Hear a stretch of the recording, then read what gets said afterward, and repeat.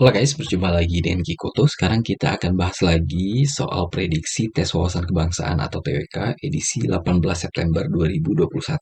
Seperti biasa, kita akan bahas 19 buah soal dan saya ingin penjelasan di video ini nggak terlalu panjang biar teman-teman nggak bosan juga. Jadi kalau misalnya ada penjelasan saya yang kurang maksimal atau teman-teman masih ada yang ingin ditanyakan, langsung aja komen di bawah ya. Soal-soal ini sudah saya sesuaikan dengan FR atau ujian yang sudah dilaksanakan di hari-hari sebelumnya. Bagi teman-teman yang baru gabung di channel ini, jangan lupa klik tombol subscribe dan nyalakan tombol notifikasinya karena saya akan upload video short sebanyak 3-5 video setiap hari dan video long format seperti ini 2 hari sekali atau 1 hari sekali. Sekarang langsung aja kita mulai soal pembahasan prediksi tes wawasan kebangsaan. Let's go. Nah, kita masuk soal nomor 1. Gwen adalah warga negara Indonesia yang sangat mencintai bangsanya. Buktinya, ia lebih memilih menggunakan barang-barang produksi dalam negeri daripada produk impor dari luar negeri. Ia berpemikiran bahwa jika produk lokal banyak laku di pasaran, maka kesejahteraan bangsa Indonesia akan ikut meningkat. Sikap Gwen menunjukkan pengamalan Pancasila, terutama sila ke bla bla bla. Nah, ini sebenarnya kecintaan terhadap produk dalam negeri itu adalah bentuk dari nasionalisme ya. Nasionalisme itu adalah kecintaan terhadap bangsa dan negara. Nah, kecintaan terhadap bangsa dan negara itu dekat ke sila persatuan Indonesia. Jadi jawabannya adalah C, sila ketiga. Lanjut ke soal nomor 2. Dalam tata hukum di Indonesia, setiap perubahan perundangan yang berlaku tidak boleh bertentangan dengan dasar negara Indonesia. Hal ini berarti bahwa dasar negara merupakan bla bla bla. Nah, ini sebenarnya kita ngomong konteks Pancasila ya, karena Pancasila kita adalah dasar negara dan itu adalah sumber dari pembuatan aturan perundang-undangan dan aturan-aturan lainnya. Nah, ini artinya Pancasila merupakan sumber dari segala sumber hukum. Jadi jawabannya adalah D. Lanjut soal nomor 3. Harjo didakwa melakukan suatu tindakan kriminal ringan.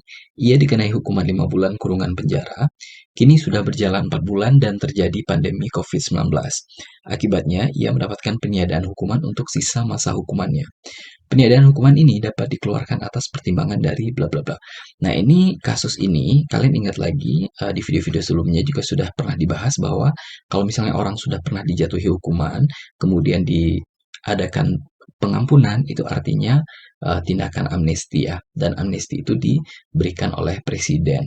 Nah, tapi jawabannya pasti kalian akan jawab E ya, presiden. Tapi kalian harus hati-hati di sini ada kata-kata atas pertimbangan. Kalau atas pertimbangan artinya bukan presiden. Presiden itu memberikan. Kemudian atas pertimbangan siapa? Pertimbangan dari Mahkamah Agung atau C. Lanjut soal nomor 4. Kelompok kriminal bersenjata atau KKB pemimpin Sibinus Walker terlibat kontak senjata dengan tim gabungan TNI Polri pada Senin sekitar pukul 5 WIB. Nah, ini sebenarnya ini teksnya kan lumayan panjang ya, tapi kalian tinggal baca aja yang di bagian awal di sini ya. Ini sebenarnya yang sini aja. Ini kan kalian sudah kelihatan bahwa ini ada terjadi kontak senjata antara KKB dengan TNI Polri. Nah, ini kan sebenarnya nggak usah kalian baca semua, kan langsung aja lihat ke pertanyaannya. Aksi separatisme yang dilakukan oleh Sabinus Walker dalam kasus di atas tidak mencerminkan Pancasila, utamanya sila keberapa. Kan intinya di situ aja. Bacaannya ya nggak dibaca semua juga nggak apa-apa.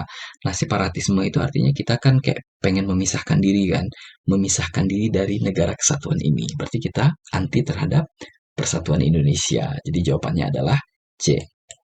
Lanjut soal nomor 5. Gencarnya pergerakan nasional di bidang-bidang pendidikan menjelang masa kemerdekaan Indonesia di berbagai daerah, sehingga melahirkan sekolah-sekolah partikelir didasarkan pada bla bla bla. Jadi, sekolah-sekolah partikelir ini ada sekolah-sekolah yang memang dikhususkan untuk rakyat ya, untuk rakyat Indonesia. Penyebabnya kenapa? Penyebabnya adalah E. Corak pendidikan nasional yang kebarat-baratan dan terbatas. Kalau misalnya pendidikannya itu terus dibiarkan dengan sistem yang kebarat-baratan, artinya sekolah ini akan tidak bisa menanamkan budaya nasional Indonesia yang benar kepada para siswanya. Jadi yang ditanamkan justru budaya-budaya barat yang tidak sesuai dengan jati diri bangsa kita. Soal nomor 6, konsep wawasan nasional setiap bangsa berbeda. Hal ini berkaitan dengan profil diri, bangsa, sejarah, pandangan hidup, ideologi, budaya, dan sudah barang tentu ruang hidupnya yaitu geografi. Geopolitik Indonesia dinamakan wawasan Nusantara dengan alasan bla bla bla. Nah, wawasan Nusantara itu kalian harus tahu ya wawasan Nusantara itu apa. Jadi wawasan Nusantara itu yang pertama, negara kesatuan Republik Indonesia itu adalah negara kepulauan. Itu sesuai dengan yang disampaikan oleh Sekretariat Negara RI. Kemudian berada di antara dua benua, Asia dan Australia, dan dua lautan, yaitu Lautan India dan Lautan Pasifik, sehingga tepatlah bila dinamakan Nusa di antara lautan, yang selanjutnya dinamakan Nusantara. Nah, geopolitik atau wawasan Nusantara yang ketiga yaitu keunikan lainnya berupa wilayah Nusantara yang berada di garis khatulistiwa dan dilewati oleh Geostationary Satellite Orbit atau GSO. Nah, kalau dari pilihan A sampai E berarti yang paling benar itu adalah terkait wawasan Nusantara yaitu E. Lanjut soal nomor 7. Aktualisasi kepemimpinan bela negara salah satunya dapat dilakukan dengan cara bla bla bla.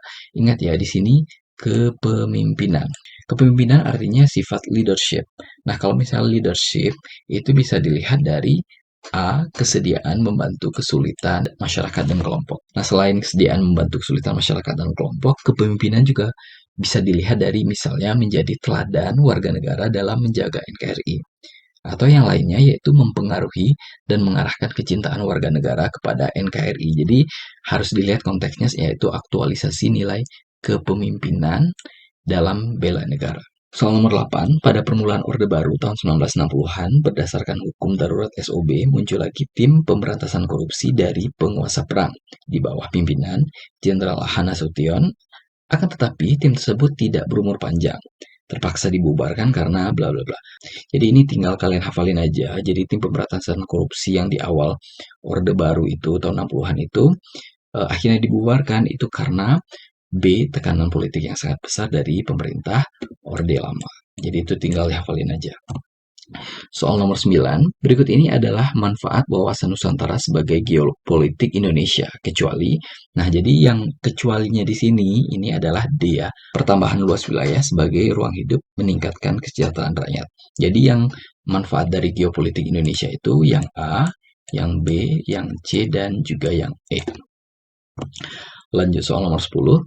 Masalah korupsi sudah menjadi perhatian masyarakat dunia yang dituangkan melalui United States Convention Against Corruption atau UNCAC pada tanggal 19 Desember tahun 2003 di Merida, Meksiko, didukung oleh pemerintah dengan diratifikasinya bla bla bla. Ini juga sifatnya kalian hafal aja ya. Jadi undang-undang yang diratifikasi sebagai kelanjutan dari UNCAC ini adalah A. Undang-Undang Nomor 7 Tahun 2006. Lanjut soal nomor 11, pasal yang termuat dalam Undang-Undang Dasar 1945 bersumber pada pembukaan Undang-Undang Dasar 1945. Artinya ada hubungan antara pembukaan dan bagian batang tubuhnya. Hubungan tersebut bersifat bla bla bla. Nah, jadi antara si pembukaan itu dengan batang tubuhnya itu kan kayak ada hubungan sebab akibat kan. Jadi apa yang muncul di pembukaan itu yang menjadi penjelasan di batang tubuhnya atau di pasal-pasalnya. Nah, adanya hubungan sebab akibat ini disebut dengan hubungan kausal. Jawabannya adalah E. Soal nomor 12, pasangan presiden dan wakil presiden Indonesia pertama adalah Soekarno dan Hatta. Pemilihan keduanya sebagai pasangan presiden dan wakil presiden dilakukan oleh bla bla bla. Jadi pada tanggal 18 Agustus 1945, PPKI mengadakan sebuah sidang yang di dalam sidang itu diputuskan bahwa Undang-Undang Dasar 1945 dan Pancasila dijadikan sebagai dasar negara, sekaligus mengangkat presiden dan wakil presiden, yakni Insinyur Soekarno dan Muhammad Hatta. Jadi jawabannya adalah A. PPKI. Lanjut soal nomor 13. Sebelum menjadi negara yang benar-benar merdeka seperti saat ini, bangsa Indonesia pernah dikuasai oleh bangsa Eropa dan Asia. Bangsa Asia yang pernah menguasai dan menjajah Indonesia adalah Jepang. Kala itu daerah pertama yang dikuasai Jepang di Indonesia adalah bla bla bla. Jadi ini kalian ingat daerahnya itu adalah ada di Kalimantan di bagian utara. Nah, pilihannya di antara A sampai E yang di Kalimantan yang mana? Yang di bagian utara itu Tarakan ya. Jadi jawabannya adalah B. Nah, ini juga kayak gitu. Ini bacaannya tentang, coba kita baca dari atas bentar. Daerah kebudayaan suku bangsa Asmat adalah daerah pegunungan di bagian selatan Papua. Berarti intinya tentang suku Asmat ya. Nggak usah dilanjutin ke bawah, lihat aja dulu pertanyaannya. Untuk sarana tempat tinggal, suku Asmat tinggal di rumah yang dinamakan dengan rumah bla bla. Ini sebenarnya udah langsung ke pertanyaan aja. Suku Asmat itu dia tinggal di rumah, nama rumahnya rumah apa. Nah, jadi untuk suku Asmat itu nama rumah adatnya adalah rumah Hanoi. Soal nomor 15. Indonesia memiliki banyak suku bangsa yang tersebar di berbagai pulau.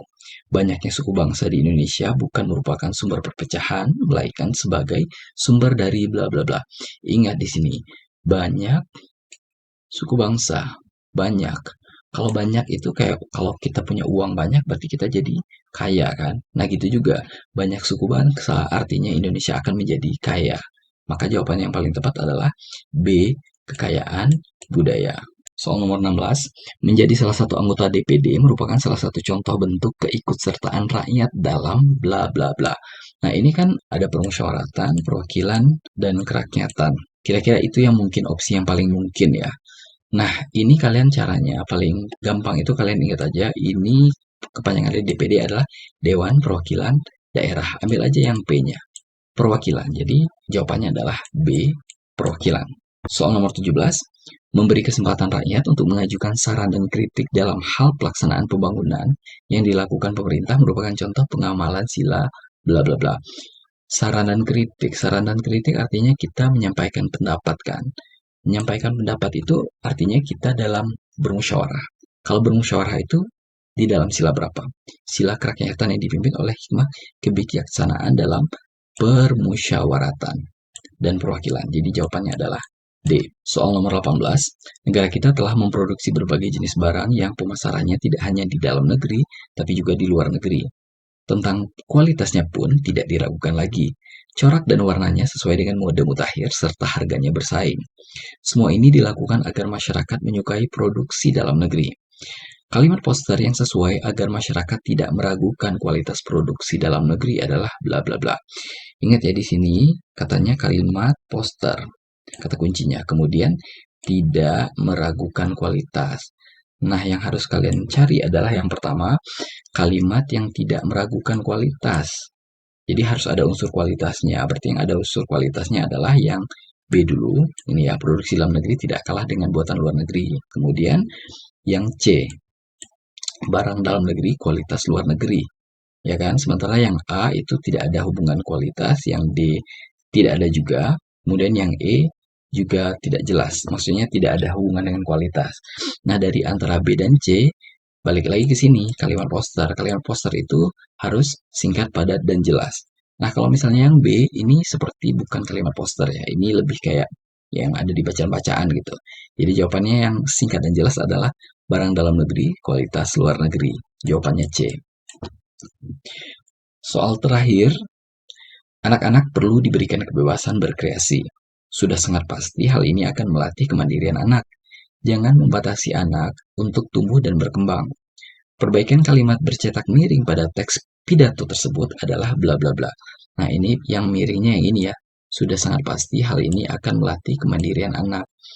Yang salah dari kalimat ini, yang pertama adalah sudah sangat pasti ini harusnya tidak ada di depan, ini harusnya ada di tengah gitu. Kemudian hal ini juga menunjuk kemananya agak menjadi rancu.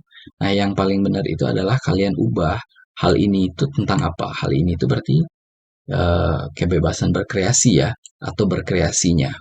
Itu berarti yang hal ini harus diganti dengan berkreasi. Kemudian yang belakangnya akan melatih kemandirian anak itu tetap jangan diganti-ganti. Nah, yang benar jawabannya yang mana? Yang benar adalah C, kreasi dapat melatih kemandirian anak. Kenapa bukan B? Kalau B dia masih ada hal ini. Jadi masih aja kayak sama dengan yang dimiringin. Jadi masih kurang pas. Kemudian sementara yang D, kenapa bukan yang D? Yang D kan katanya kreasi benar. Kemudian membantu tumbuh kembang anak. Padahal ini bukan tumbuh kembang anak kan. Ini adalah kemandirian anak. Makanya jawabannya yang tepat adalah C. Oke, mungkin sekian dulu pembahasan kita tentang soal prediksi tes wawasan kebangsaan untuk edisi 18 September 2021. Kalau misalnya teman-teman ada yang masih bingung atau yang ingin ditanyakan, langsung aja komen di bawah. Dan sekali lagi saya ingatkan teman-teman yang baru bergabung, jangan lupa klik subscribe dan nyalakan tombol notifikasinya karena saya akan mengupload video short sebanyak 3-5 video per hari dan video long format seperti ini, satu video untuk 2 hari atau satu video untuk 1 hari. Jadi selamat ujian, semoga sukses dan see you next time. Have a nice day. Bye bye.